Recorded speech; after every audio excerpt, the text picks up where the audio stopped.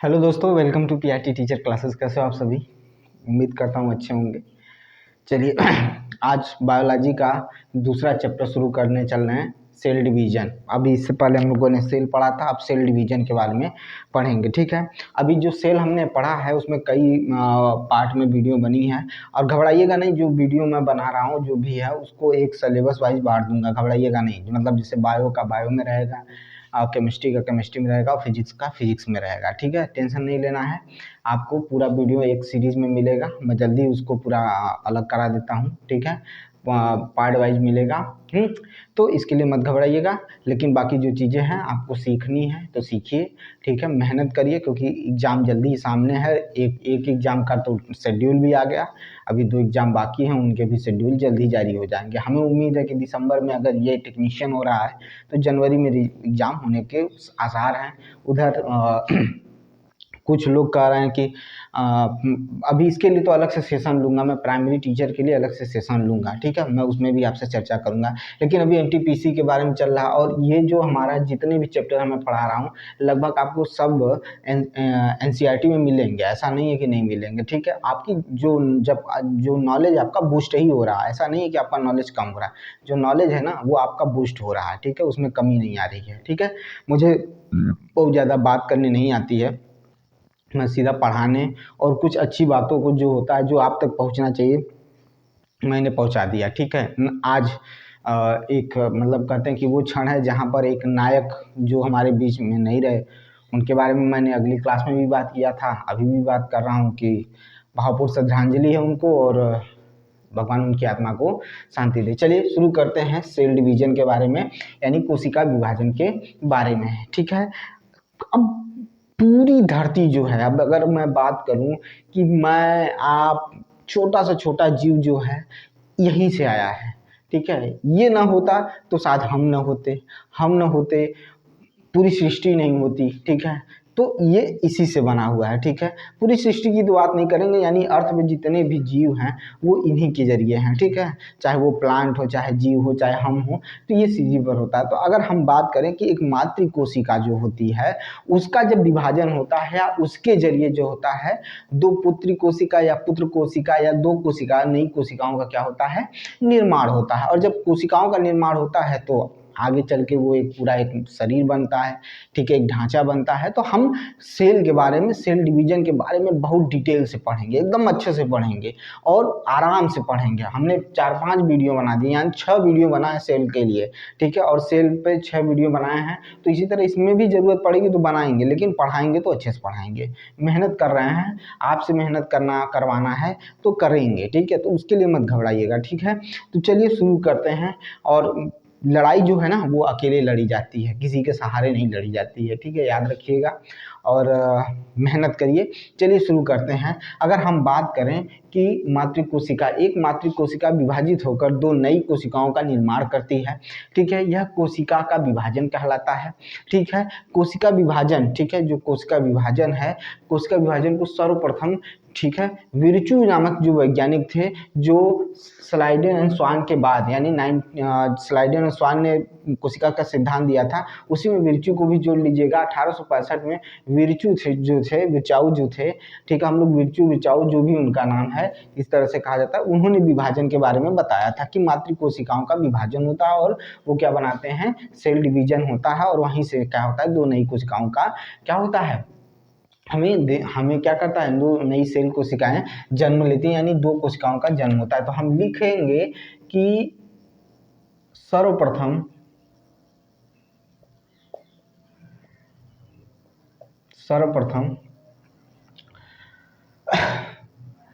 कोशिका विभाजन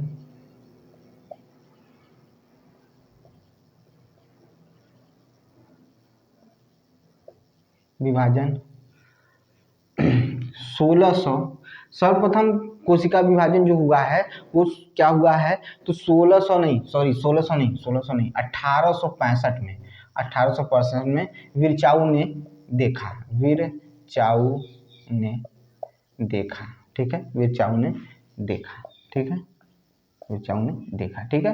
1865 में विर्चाऊ ने देखा था, ठीक है। 1865 में विर्चाऊ ने देखा था। अब देखिए कोशिका विभाजन के बारे में हम बारी बारी से पढ़ेंगे। तो कोशिका विभाजन जो है वो 3 प्रकार से होते हैं, ठीक है। हम सारी चीज़ों के बारे में बात करेंगे, असूत्री विभाजन, समसूत्री विभाजन, अर्धसूत्री विभाजन, सबके बारे में बात करेंगे। लेकिन हम उसके साथ साथ पढ़ाते भी चलेंगे। तो हम अभी जो पढ़ाने चल रहे हैं वो पढ़ाने चल रहे हैं आपको असूत्री विभाजन के बारे में। पहला पढ़ाने चल रहे हैं असूत्री कोशिका विभाजन के बारे में। इसे कहा जाता है अमीटोसिस, ठीक है। अमीटोसिस डिवीजन कहा जाता है। क्या कहा जाता है? अमीटोसिस डिवीजन कहा जाता है, या एमिटोसिस डिवीजन कहा जाता है, ठीक है। तो हम पहला पढ़ने चल रहे हैं। पहले लिख देते हैं आपको कि कोशिका विभाजन 3 प्रकार से होता है। कोशिका विभाजन 3 प्रकार से होता है। कोशिका विभाजन 3 प्रकार से होता है, या 3 प्रकार का होता है, ठीक है। अब कोशिका विभाजन 3 प्रकार का होता है, इसमें हम पहला चल रहे हैं पढ़ने। तो चलिए शुरू करते हैं। कोशिका विभाजन में पहला है असूत्री विभाजन। कोशिका विभाजन में पहला क्या है? तो असूत्री विभाजन है। कोशिका विभाजन में पहला क्या है? तो असूत्री विभाजन है। तो चलिए आइए देखते हैं असूत्री विभाजन क्या होता है, ठीक है। असूत्री विभाजन क्या होता है?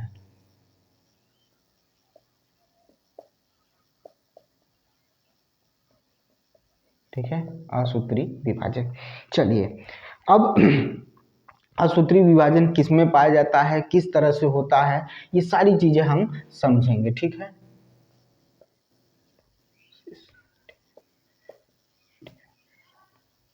ठीक है, अमीटोसिस डिवीजन को देखेंगे। अब ध्यान से सुनिएगा, ये विभाजन होता किसमें किसमें है, कैसे होता है, इसको समझिएगा, ठीक है। देखिए समसूत्री विभाजन में क्या होता है कि इस क्रिया में जो केंद्र में क्या हो जाता है, जो केंद्र होता है उनका, उसमें संकुचन देखने को मिलता है। और जब संकुचन देखने को मिलता है तो संकुचित होकर फिर क्या करते हैं, वो 2 सेल में विभाजित हो जाते हैं, वो 2 पुत्री कोशिकाओं में विभाजित हो जाते हैं, 2 संतति कोशिकाओं में विभाजन हो जाता है। इनके केंद्र में संकुचन होता है, और संकुचन की वजह से, केंद्र में संकुचन की वजह से ये 2 कोशिकाओं में विभाजित हो जाते हैं। साथ साथ में कोशिका द्रव्य में भी विभाजन देखने को मिलता है। साथ साथ में कोशिका द्रव्य में भी विभाजन देखने को मिलता है। कोशिका द्रव्य में भी विभाजन देखने को मिलता है, ठीक है। और इसमें डायरेक्ट मातृ कोशिका से 2 पुत्री कोशिकाओं का विभाजन होता है। मातृ कोशिका से 2 पुत्री कोशिका। चलिए दोस्तों देखिए असूत्री विभाजन के बारे में, लाइट चली गई थी। असूत्री विभाजन के बारे में देखिएगा। देखिए असूत्री विभाजन क्या कहता है। असूत्री विभाजन में मैंने बोला कि जो केंद्र होता है, कोशिका का जो केंद्रक होता है या केंद्र होता है, उसमें संकुचन आने शुरू हो जाते हैं। क्या आने शुरू हो जाते हैं? तो संकुचन आना शुरू हो जाता है, वो सिकुड़ना शुरू होता है, और सिकुड़ कर फिर क्या हो जाता है, वो विभाजित हो जाता है, और विभाजित होकर 2 कोशिकाओं को क्या करता है, जन्म देता है। यानी 2 पुत्री कोशिका या पुत्र कोशिकाओं में बढ़ जाता है, यानी 2 कोशिकाओं में विभाजन हो जाता है। जब ये सारी चीजें हो रही होती है ना, उसी समय में क्या होता है, कोशिका द्रव्य में भी विभाजन हो जाता है। कोशिका द्रव्य में भी विभाजन हो जाता है, और इस प्रकार के विभाजन में 2 नई कोशिका का निर्माण होता है, ठीक है। अब इसमें अगर हम एग्जाम्पल देखें तो इसमें जीवाणु हो सकता है, नीलहरित शैवाल हो सकते हैं, कुछ प्रोटोजोआ हो सकते हैं, और कुछ विषाणु आदि भी आ सकते हैं। तो मैंने कहा कि जब हम केंद्र में जब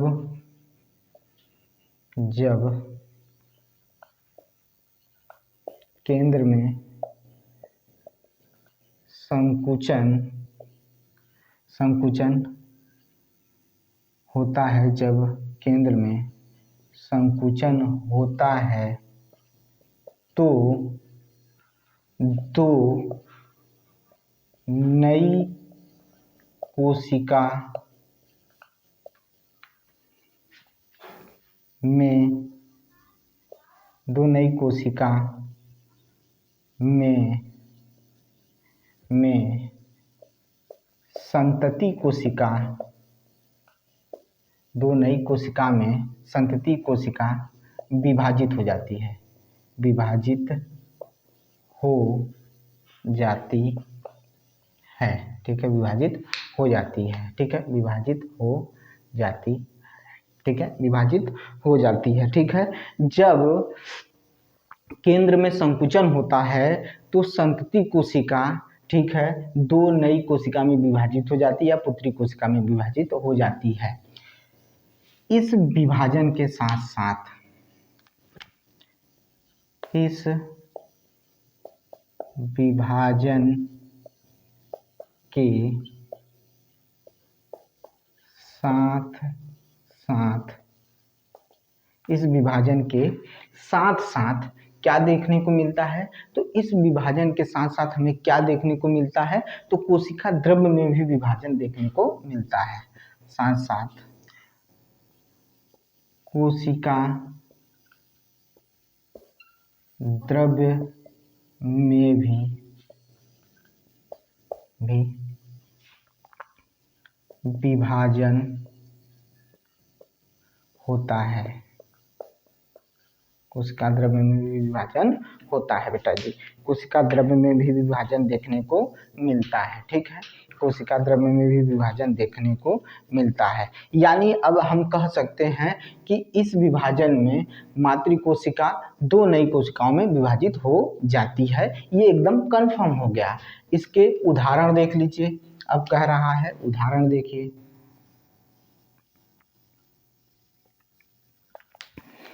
क्या है?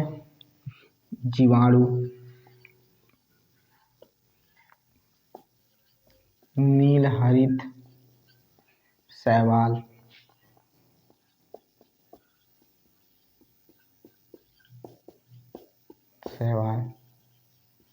कुछ प्रोटोजोआ और विषाणु, और क्या हो जाएगा? विषाणु। ये एग्जाम्पल है, कुछ प्रोटोजोआ और विषाणु हो जाएंगे, वायरस हो जाएंगे। ये रहा आपका क्या है? तो असूत्री विभाजन के बारे में ये जानकारी रही। इतने से ही आपका काम यहाँ पर बन जाएगा, इतने से ही आपको जानकारी मिल जाएगी कि हमारा इतने से ही हमें समझ में चीज़ें आ रही कि हमें कहाँ तक पढ़ना है, ठीक है। ये चीज़ ध्यान दीजिएगा, ठीक है, ये चीज़ ध्यान दीजिएगा, ठीक है। चलिए अब हम लोग चलते हैं आगे की तरफ, ठीक है, आगे की तरफ चलते हैं।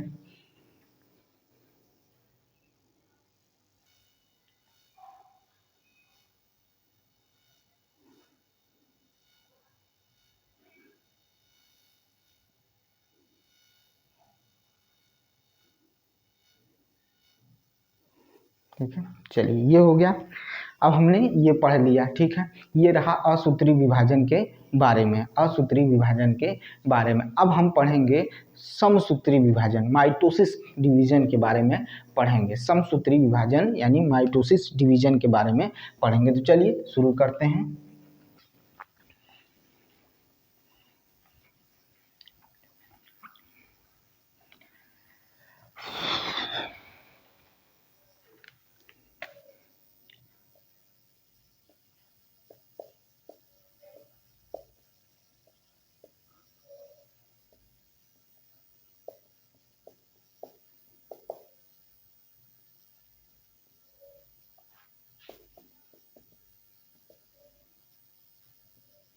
माइटोसिस विभाजन, समसूत्री विभाजन के बारे में, समसूत्री विभाजन के बारे में हम लोग अब जानेंगे। देखिए पहले हम लोग समझ लेते हैं, फिर इसके बारे में जानेंगे, क्योंकि ये थोड़ा बड़ा भी है और इसको समझना जरूरी, क्योंकि यहाँ से क्वेश्चन पुटअप होते हैं, यहाँ से क्वेश्चन आते हैं।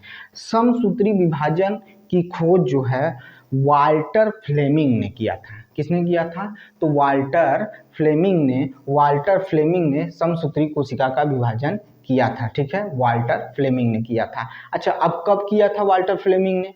तो वाल्टर फ्लेमिंग ने समसूत्री विभाजन जो किया था 1979 में किया था, 1979 में समसूत्री विभाजन किया था। सॉरी 1879 में किया था, 1879 में किया था, ठीक है, सॉरी थोड़ा सा हो जाता है कुछ चीज़ें सोचने में, और वो चीज़ें अभी कुछ देर में बता दूंगा। तो देखिए कह रहा है कि 1879 में क्या होता है कि समसूत्री कोशिका का विभाजन वेल्टर फ्लेमिंग ने किया था, ठीक है, या वाल्टर भी इन्हें कहा गया है, कहीं कहीं पर वेल्टर भी कहा गया है। तो हम कह सकते हैं कि जो माइटोसिस डिवीजन होता है, इसकी खोज जो है वो, या इसकी पहचान करना या इसके बारे में जानने वाले कौन थे, तो वाल्टर फ्लेमिंग थे 1879 में, ठीक है। और यह विभाजन जो देखने को मिला था, इसमें भी क्या हुआ था कि एक मातृ कोशिका जो थी वो दो नई कोशिकाओं को क्या की थी, जन्म दी थी या निर्माण की थी, ठीक है। अब प्रत्येक पुत्री कोशिका यानी जो संतति से जो नई कोशिकाएं बनी थी, उनमें जो गुणसूत्रों की संख्या थी यानी जो क्रोमोसोम थे, वो मातृ कोशिका में उपस्थित गुणसूत्रों के बराबर थे। यानी जो मातृ कोशिका में क्रोमोसोम थे, साफ सुनिएगा, जो मातृ कोशिका में क्रोमोसोम्स थे वही क्रोमोसोम्स उतने ही बराबर क्रोमोसोम्स किसमें थे, तो संतति कोशिकाओं में थे, दोनों संतति कोशिकाओं में ये थे। अच्छा, ये चीज तो हो गया यहाँ पर। अब देखिए इसमें अगर हम उदाहरण देखें तो यह विभाजन कायिक कोशिकाओं में देखने को मिलता है, कायिक कोशिकाओं में देखने को मिलता है, ठीक है।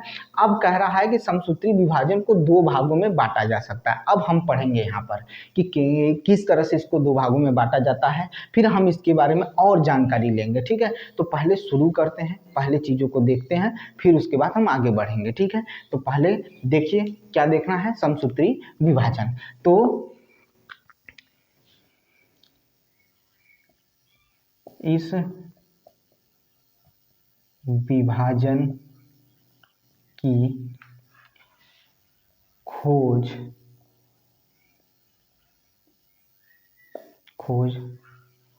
वाल्टर फ्लेमिंग ने 1879 में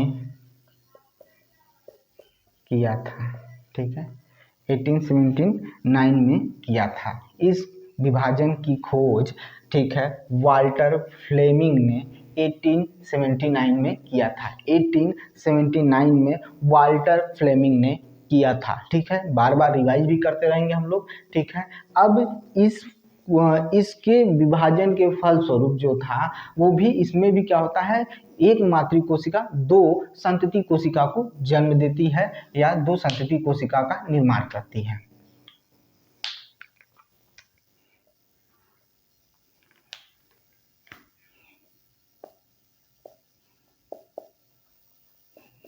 इस विभाजन के द्वारा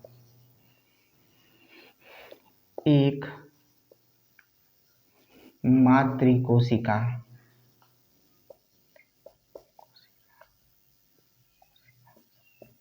दो संतति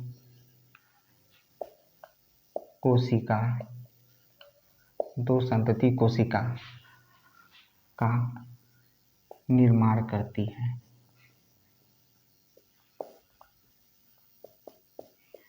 दो संतति कोशिका का निर्माण करती है। कौन करती है, तो एक मातृ कोशिका दो संतति कोशिका का क्या करती है, निर्माण करती है, ठीक है। यानी दो पुत्री कोशिका का निर्माण करती है या दो नई कोशिकाओं का निर्माण करती है। अगर हम लिखें तो यहाँ पर अब और एक एक्स्ट्रा चीज क्या लिख सकते हैं, तो हम ये कह सकते हैं मातृ कोशिका तथा संतति कोशिका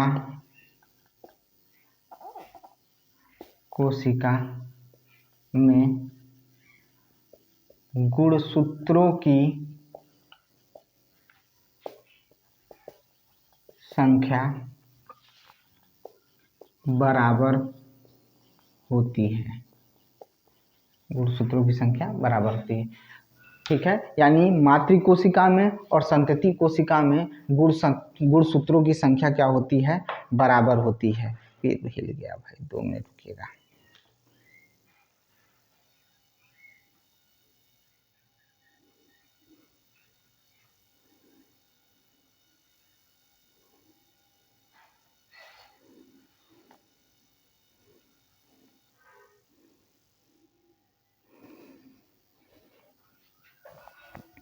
ठीक है, फिर से देखिएगा, इसकी इस विभाजन की खोज, ठीक है, वाल्टर फ्लेमिंग ने 1869 में किया था, अरे 79 में किया था। इस विभाजन के द्वारा एक मातृ कोशिका दो संतति कोशिका का निर्माण करती है।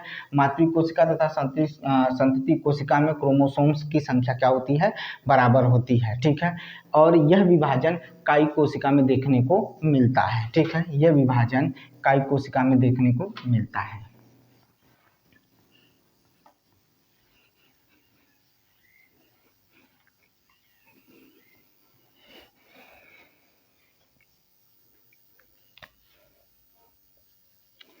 यह विभाजन कायिक कोशिका में देखने को मिलता है। ठीक है, यह विभाजन कायिक कोशिका में देखने को मिलता है। ठीक है, यह विभाजन जो होता है यह कायिक कोशिका में देखने को मिलता है। यह विभाजन कायिक कोशिका में देखने को मिलता है। ठीक है, यह विभाजन कायिक कोशिका में देखने को मिलता है। ठीक है, ये आप जान लीजिए इसके बारे में। और इसके बाद हम लोग चलते हैं आगे की तरफ, बढ़ते हैं कि आगे क्या करना है।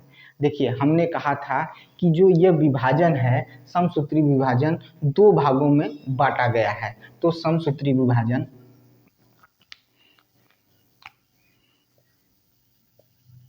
समसूत्री विभाजन दो भागों में बांटा गया है। समसूत्री विभाजन दो भागों में बांटा गया है। ठीक है, समझ में आई बात। तो समसूत्री विभाजन दो भागों में बांटा गया है। ठीक है, तो एक होता है केंद्रक विभाजन के रूप में देखने को मिलता है। पहला हम पढ़ेंगे केंद्रक विभाजन के रूप में। ठीक है, समझ में आया कि नहीं आया। और केंद्रक विभाजन के बाद, ठीक है, केंद्रक विभाजन के बाद जो विभाजन देखने को मिलता है उसे कहते हैं साइटोकाइनेसिस कहते हैं। साइटोकाइनेसिस कहते हैं। जैसे केंद्रक विभाजन होगा तो उसे कैरियो, ठीक है, कैरियोकाइनेसिस कहा जाता है। अब जब हम केंद्रक विभाजन हो जाता है तो केंद्रक विभाजन के बाद जो संकुचन द्वारा विभाजन, कोशिका का विभाजन होता है, उसी को क्या कहा जाता है, साइटोकाइनेसिस कहा जाता है। यहाँ पर जो क्रिया होती है वो सेल प्लेट के द्वारा होती है। किसके द्वारा होती है, तो सेल प्लेट के द्वारा ये विभाजन देखने को मिलता है। इसी को दो भागों में बांट दिया गया है। ठीक है, तो ये चीजें देखने से पहले हम पहला देखने चल रहे हैं केंद्रक विभाजन। ठीक है, क्या देखने को चल रहे हैं, केंद्रक विभाजन से कैरियोकाइनेसिस कहा जाता है। ठीक है, कैरियोकाइनेसिस कहा जाता है। तो चलिए देखते हैं।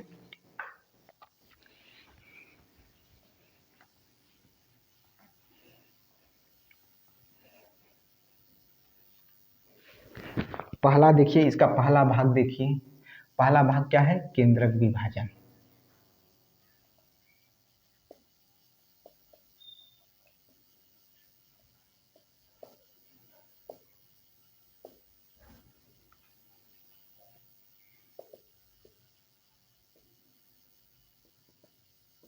ठीक है, कैरियोकाइनेसिस के बारे में देखेंगे। ठीक है, कैरियोकाइनेसिस के बारे में देखेंगे।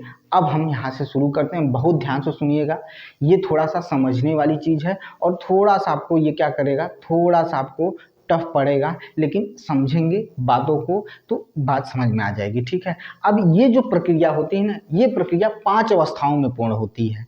ठीक है, ये जो केंद्रक विभाजन की प्रक्रिया है ये 5 अवस्थाओं में पूर्ण होती है। केंद्रक विभाजन की जो प्रक्रिया है वो 5 अवस्थाओं में क्या होती है भाई, पूर्ण होती है। 5 अवस्थाओं में क्या होती है, पूर्ण होती है। ठीक है, 5 अवस्थाओं में पूर्ण होती है, इसलिए हम इसके बारे में बहुत अच्छे से डिटेल से समझेंगे। ठीक है, इसे हम बहुत डिटेल से समझेंगे।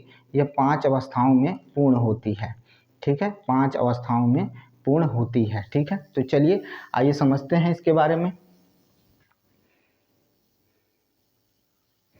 ठीक है, 5 अवस्थाओं में पूर्ण होती है। चलिए देखते हैं 5 अवस्थाओं में कैसे पूर्ण होती है, क्या क्या इसमें चीज़ें देखने को मिलता है। देखिए, हम पहला जो है इसमें पढ़ेंगे अंतरावस्था या विरामावस्था, या इसी को इंटरफेज कहा जाता है। क्या कहा जाता है? इंटरफेज कहा जाता है। पहला फिर से सुनिए, मैं पहला कह रहा हूँ अंतरावस्था या विरामावस्था या इंटरफेज कहा जाता है। इसमें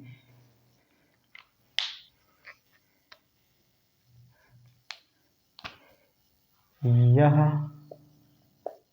प्रक्रिया 5 अवस्थाओं में पूर्ण होती है। ठीक है, तो इसमें पहला आपका होगा,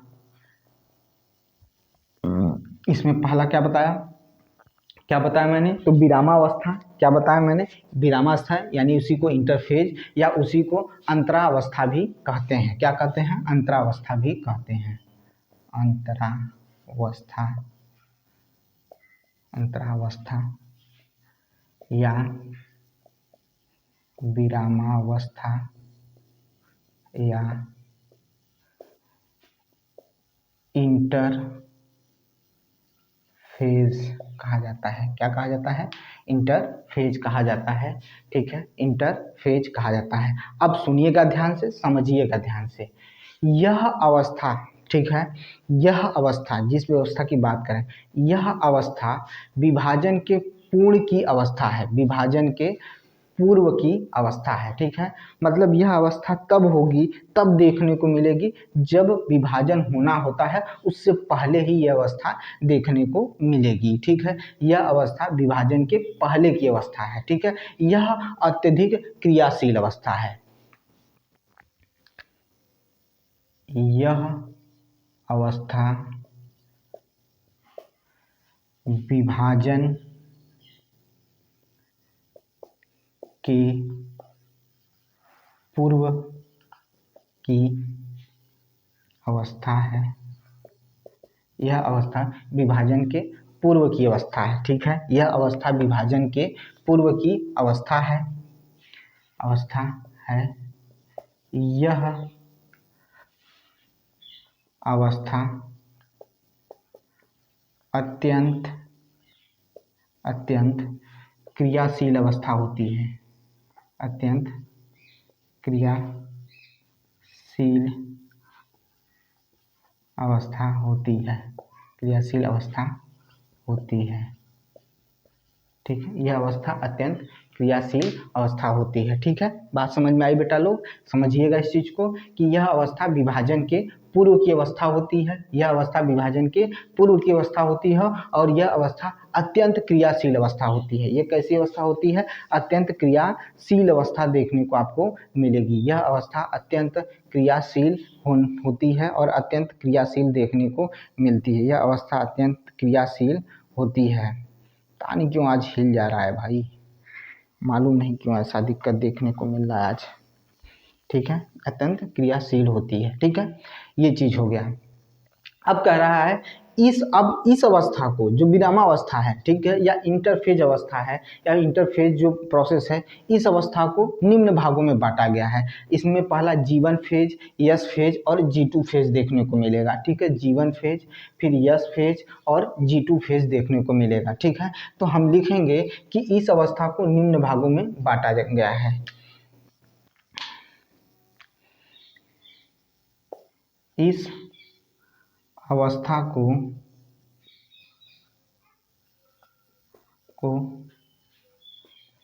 निम्न भागों में बांटा गया है। इस अवस्था को निम्न भागों में बांटा गया है। इस अवस्था को निम्न भागों में बांटा गया है।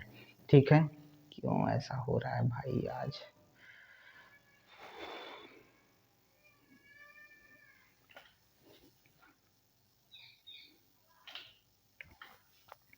ठीक है, निम्न भागों में बांटा गया है। तो मैं लिखवा देता हूँ, फिर इसके बाद बताऊंगा। पहला इसमें आता है आपका, इसमें पहला, अगर हम इसे ए से देखें तो इसमें आता है G1 फेज।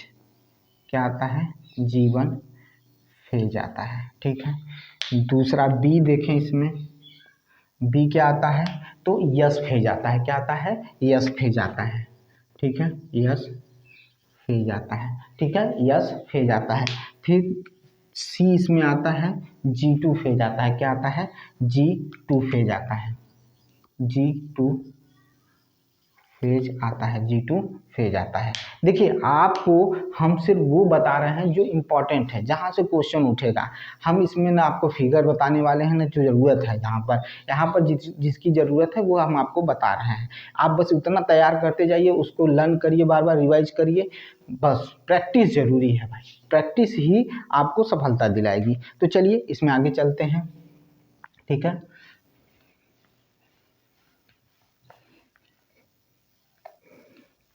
तो अब हम इंटरफेज में जीवन फेज पढ़ने चल रहे हैं। इंटरफेज में जीवन फेज पढ़ने चल रहे हैं।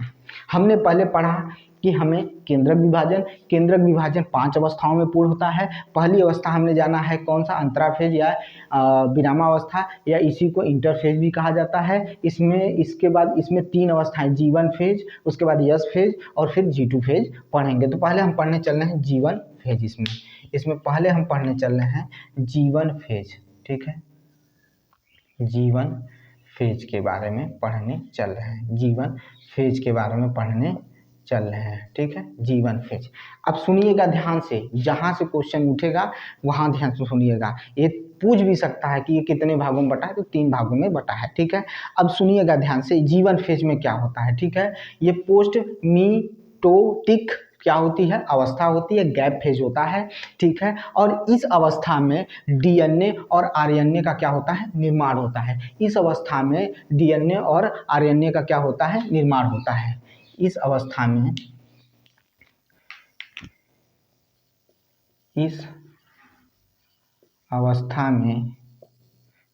डीएनए तथा आरएनए का निर्माण होता है। इस अवस्था में डीएनए तथा आरएनए का क्या होता है, निर्माण होता है। इस अवस्था में डीएनए तथा आरएनए का निर्माण होता है।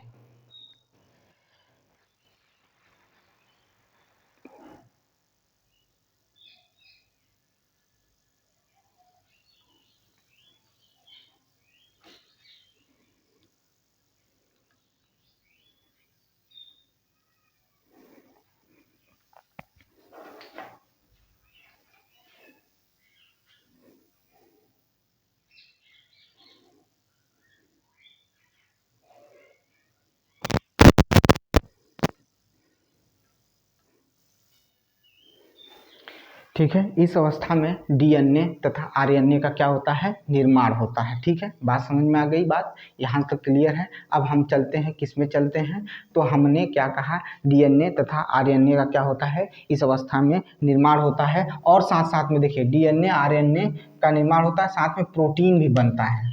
और साथ में प्रोटीन बनता है। प्रोटीन बनता है।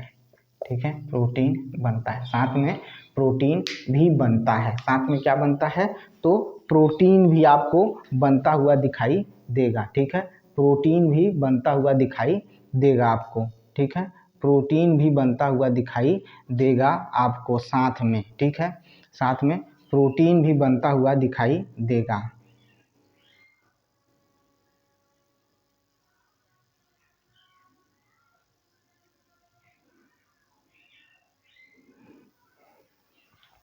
ठीक है, चलिए अब देखिए आगे, आगे क्या कह रहा है, आगे की चीज़ों को समझिएगा। यस फेज, अब हमें क्या पढ़ना है यहाँ पर, दूसरा बी है, इसमें बी क्या है, यस फेज है। ठीक है, यस फेज है, बी में क्या है, यस फेज है। यस फेज में क्या होता है, तो डीएनए का संश्लेषण, ठीक है सुनिएगा, डीएनए का संश्लेषण यहाँ से मेनली, अगर इसमें बात करो तो थोड़ी बहुत शुरुआत होती है, लेकिन मेनली डीएनए का संश्लेषण यहाँ से शुरू होता है। डीएनए का संश्लेषण यहाँ शुरू होता है और वो भी दुगनी मात्रा में होता है। वो भी क्या होता है, दुगनी मात्रा में होता है। जीवन फेज में तो डीएनए बनना शुरू होता है, आरएनए तो अच्छे खासा निर्माण होता है और प्रोटीन का भी निर्माण होता है, लेकिन यस फेज में डीएनए का संश्लेषण बड़ी तेजी से होता है। यानी अगर कहा जाए तो इसकी मात्रा क्या हो जाती है, मतलब दुगनी हो जाती है, ठीक है, मात्रा क्या हो जाती है, दुगनी हो जाती है, ठीक है। तो समझिएगा मैं क्या कह रहा हूँ यहाँ पर, कि यहाँ पर लिख रहा हूँ कि डीएनए का संश्लेषण होता है, डीएनए का संश्लेषण, डीएनए का संश्लेषण होता है, डीएनए का क्या होता है, संश्लेषण होता है, जिसके परिणाम स्वरूप या जिसके फल स्वरूप यह मात्रा में दुगना हो जाता है, जिसके कारण यह मात्रा में दोगुना हो जाता है। कौन दोगुना हो जाता है, दो गुना हो जाता है, दो गुना हो जाता है, हो जाता है, दो गुना हो जाता है। यह मात्रा में क्या हो जाता है, दो गुना हो जाता है। कौन मात्रा में दो गुना हो जाता है, तो जो सेल का विभाजन हो रहा है, केंद्रक का विभाजन हो रहा है वो, ठीक है, इस चीज को समझिएगा, ठीक है। अब G2 फेज में देखिए, G2 फेज में जो होता है इसमें डीएनए बनना रुक हो जाता है, यानी डीएनए का संश्लेषण रुक जाता है, लेकिन आरएनए और प्रोटीन का संश्लेषण होता रहता है, आरएनए और प्रोटीन का संश्लेषण होता रहता है। इंटरफेज में जो क्रोमैटिन होता है, ठीक है, इस इंटरफेज में जो क्रोमैटिन होता है वह क्या होता है, एक जाल अकुंडलित होती है और पतला भी होता है, अकुंडलित जाल होती है और पतला भी होता है। कौन, तो इंटरफेज में क्रोमैटिन जो होता है वह एक अकुंडलित जाल बनाता है और पतला भी होता है, जिसे सेंट्रोसोम में विभाजन होना शुरू हो जाता है, जिससे क्या हो जाता है, तो सेंट्रोसोम विभाजित होना शुरू हो जाता है, ठीक है। तो हमने क्या बताया, हमें पढ़ना है G2 के बारे में। अब हमारा है G2 के बारे में पढ़ना है, G2 फेज, ठीक है, G2 फेज। इसमें क्या है, डीएनए बनना रुक जाता है, डीएनए बनना रुक जाता है, यानी डीएनए का संश्लेषण रुक जाता है, डीएनए का संश्लेषण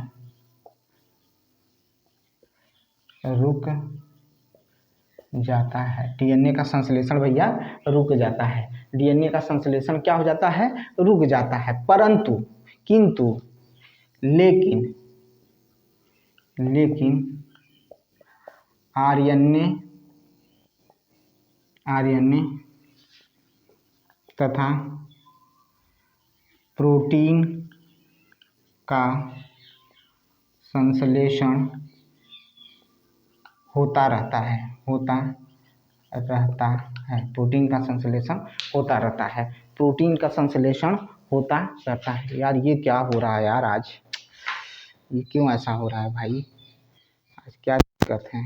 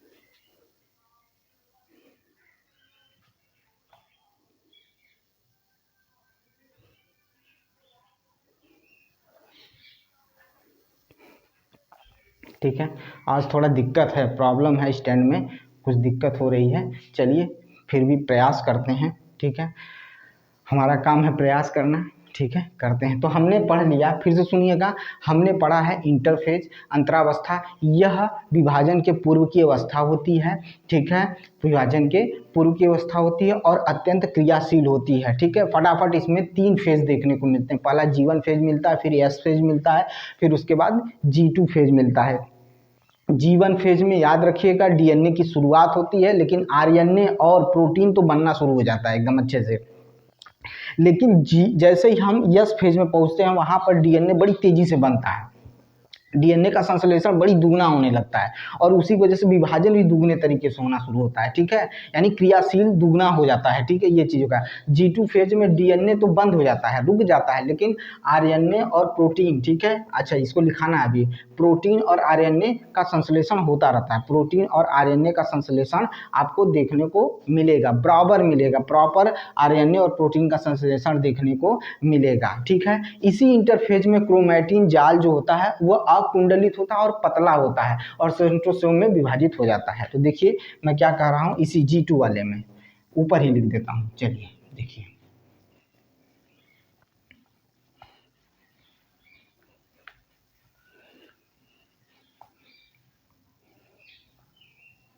सी हम लोगों ने क्या पढ़ा था, सी हमने पढ़ा था G2 फेज, सी G2 फेज, ठीक है, सी जो था वो G2 फेज था, ठीक है, G2 फेज था। 2 मिनट रुकिए भाई, G2 फेज था। क्या प्रॉब्लम है यार, आज क्यों ऐसा हो रहा है? अच्छा ठीक है, देखता हूँ।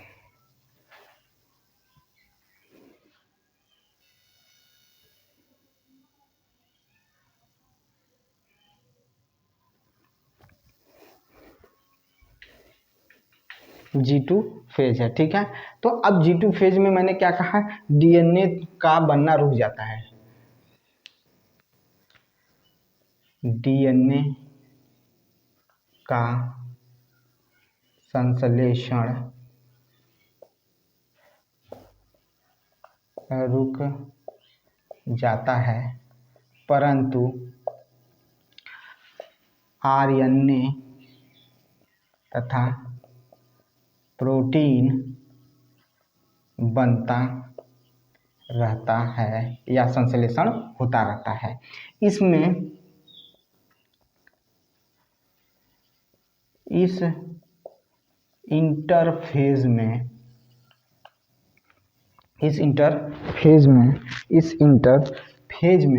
क्या देखने को मिलता है, तो क्रोमैटिन,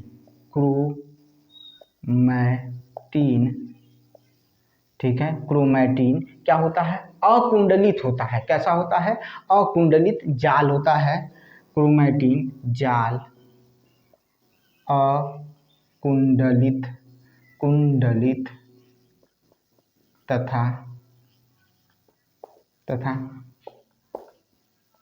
पतला होता है, अकुंडलित तथा पतला होता है, तथा क्या होता है, तथा क्या होता है, सेंट्रोसोम का विभाजन होता है। सेंट्रोसोम का क्या होने लगता है, तो विभाजन होता है, यानी सेंट्रोसोम विभाजित हो जाता है, तथा सेंट्रोसोम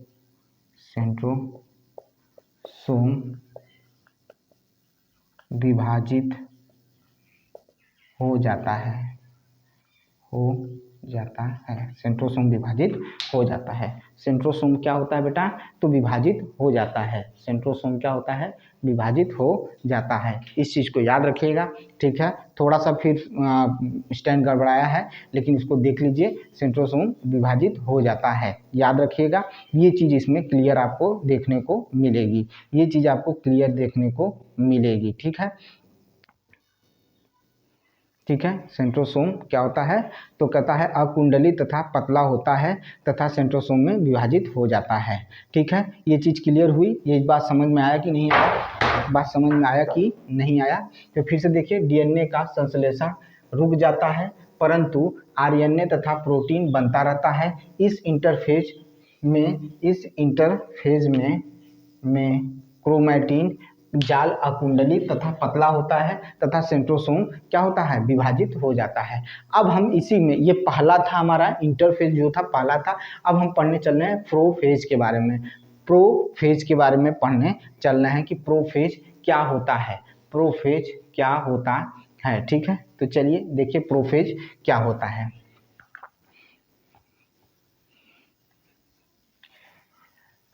पांच भागों में बटा था, हमने पहला भाग पढ़ लिया, पहला भाग पढ़ लिया। इसी में अब दूसरा भाग पढ़ने चल रहे हैं। क्या पढ़ने चल रहे हैं, तो प्रोफेज पढ़ने चल रहे हैं। ठीक है, प्रोफेज पढ़ने चल रहे हैं। प्रोफेज के बारे में जानेंगे, प्रोफेज क्या होता है, कैसे होता है, ये सारी चीज़ें प्रोफेज के बारे में जानेंगे। फिर उसके बाद फिर धीरे धीरे आगे बढ़ेंगे।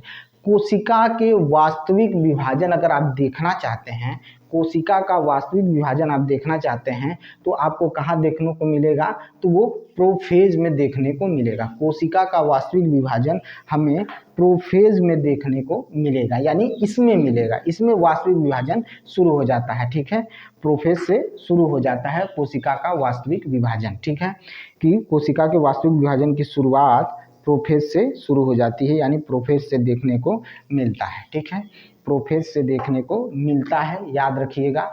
तो प्रोफेज से कोशिका का वास्तविक विभाजन देखने को मिलता है। पूछ सकता है, ऑप्शन में दे सकता है कि किस निम्न में से किस में कोशिका का वास्तविक विभाजन की शुरुआत होती है, तो प्रोफेज से कोशिका के वास्तविक विभाजन की शुरुआत होती है। इसमें जो क्रोमैटिन होता है जाल के रूप में छोटे, अब यहाँ पर पतले से क्या हो जाता है, मोटे होकर गुणसूत्र बनना शुरू कर देते हैं। कौन बनना शुरू हो जाता है, तो क्रोमैटिन जो होता है वो क्या होता है, जाल के रूप में अब छोटे छोटे और मोटा होकर गुणसूत्र में बदलना शुरू हो जाता है। क्रोमोसोम जो होता है वो क्या होता है, दो अर्ध भागों में बट जाता है। क्रोमोसोम जो होता है दो अर्ध भागों में बट जाता है और दोनों भाग एक बिंदु से जुड़े होते हैं। दोनों भाग एक बिंदु से इस तरह से क्या होते हैं, जुड़े होते हैं, एक बिंदु से जुड़े होते हैं। और इस बिंदु को क्या कहा जाता है, तो सेंट्रोमेयर कहते हैं। क्या कहते हैं, सेंट्रोमेयर कहते हैं। और पूरी संरचना को क्या कहा जाता है, क्रोमाटिड कहा जाता है। क्या कहा जाता है, क्रोमाटिड कहा जाता है। ठीक है, कहलाती है। समझ में आया कि नहीं आया, समझ में आया कि नहीं आया, तो देखिए हम क्या कर रहे हैं कि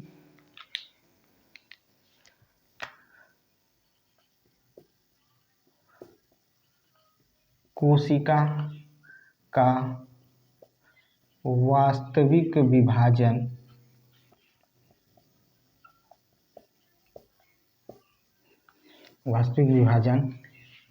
इस अवस्था से प्रारंभ हो जाती है। इसमें क्रोमैटिन जाल छोटे तथा मोटे भागों में क्या हो जाता है, बट जाता है और बटकर गुणसूत्र बनाना शुरू करता है। मोटे भागों में बटता है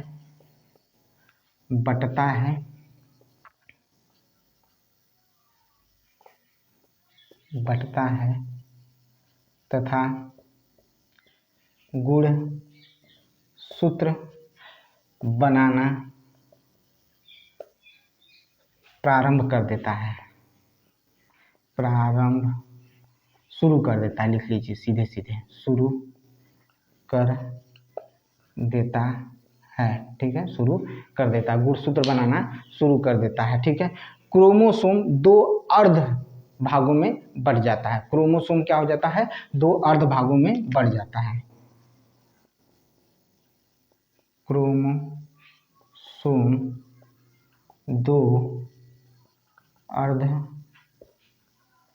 भागों में बट जाता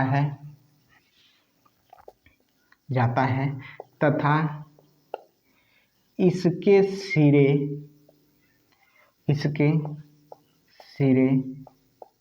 दो बिंदु पर, एक बिंदु पर जुड़े होते हैं, एक बिंदु पर जुड़े होते हैं। एक बिंदु पर क्या होते हैं, जुड़े होते हैं। एक बिंदु पर क्या होते हैं, जुड़े होते हैं। किसके, तो हम किसकी बात कर रहे हैं, तो किसकी बात कर रहे हैं, तो क्रोमोसोम की बात कर रहे हैं। या इसके दो भाग कह सकते हैं, या इसके क्या कह सकते हैं, दो भागों में बढ़ जाते हैं, और इसके जो दोनों भागों के जो इसके सिरे होते हैं वो एक बिंदु पर क्या होते हैं, इस तरह से जुड़े होते हैं, इस तरह से जुड़े होते हैं। इसी बिंदु को सेंट्रोमेयर कहते हैं। इसी बिंदु को, इसी बिंदु को सेंट्रोमेयर कहते हैं, सेंट्रोमेयर कहते हैं। इसी बिंदु को क्या कहा जाता है, तो सेंट्रोमेयर कहा जाता है। इसी बिंदु को क्या कहा जाता है, तो सेंट्रोमेयर कहा जाता है, सेंट्रोमेयर कहा जाता है। इसी बिंदु को क्या कहा जाता है, तो सेंट्रोमेयर कहा जाता है। ठीक है, इसी बिंदु को सेंट्रोमेयर कहा जाता है। इतना आज तक, आज में इतना ही देखिए, क्योंकि जो मतलब स्क्रीन है वो गड़बड़ दिख रही है। आज प्रॉब्लम क्रिएट हो रहा है, ज़्यादा से ज़्यादा प्रॉब्लम क्रिएट हो रहा है। पता नहीं क्यों, ऐसा क्यों हो रहा है, पता नहीं चल रहा है। ठीक है, बार बार प्रयास कर रहा हूँ बनाने का, लेकिन बन नहीं रहा है। ठीक है, तो इस पर आज इतने पे ही ख़त्म करते हैं इस चीज़ को। ठीक है, बायो का चैप्टर है। ठीक है, इसको आज इतने पर ही ख़त्म करते हैं। मालूम नहीं क्या हो दिक्कत है, समझ में नहीं आ रहा है। ठीक है, बार बार ये मतलब डिसबैलेंस हो जा रहा है, बार बार ये डिस्टर्ब कर रहा है। ठीक है, तो आज इसी पर ख़त्म करते हैं। देखिए कल जो है आपको हम धीरे धीरे इसमें जो भी चीज़ें पढ़ा रहे हैं उसको और धीरे धीरे से अब तेज़ी लाएंगे। ठीक है, आपको अभी तो 2 क्लास आज से मिले हैं, धीरे धीरे 3 क्लास मिलेगी। ठीक है, तो मेरा वीडियो आपको अच्छा लगता है, लाइक करिए, शेयर करिए मेरे चैनल को, और सब्सक्राइब भी करिए मेरे चैनल को। ठीक है, कमेंट जरूर करिएगा। ठीक है, मिलते हैं नेक्स्ट वीडियो में। बहुत बहुत धन्यवाद।